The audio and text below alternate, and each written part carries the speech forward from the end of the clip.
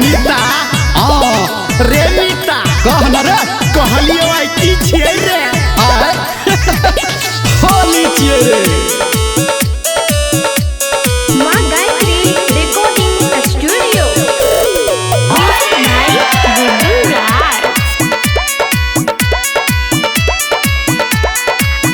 हे रे होली होली होली खेले छे सब होली होली होली होली खेले छे सब होली होली होली होली खेले छे सब होली होली होली होली खेले छे सब होली होली होली होली खेले छे सब होली होली होली होली खेले छे सब होली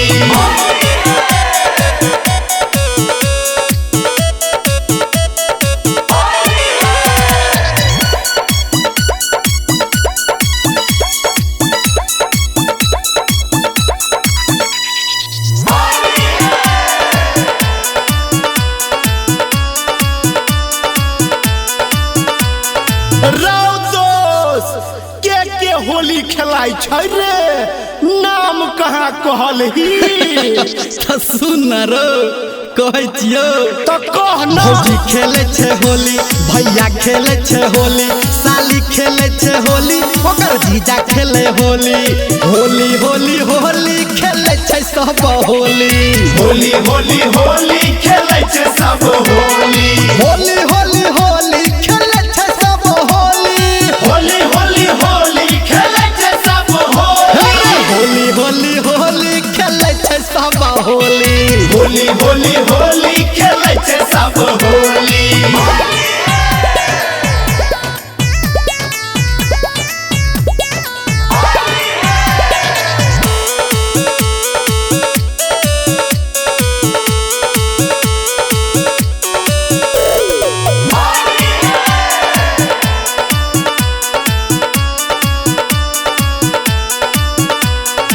रौमिता अरे और के खेलाई छै होली कहै छियो त कह ना तोरा मुंह से नीक लागे छै रे मामी खेले छे होली मामा खेले छे होली बुढ़िया खेले छे होली बुढ़बो खेले छे होली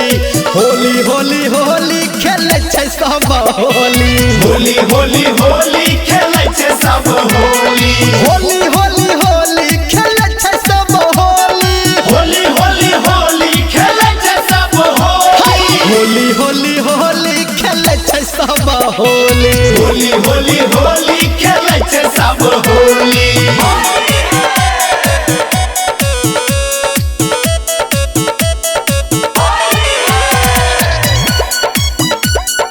अभी आप सुन रहे हैं सावरिया म्यूजिक।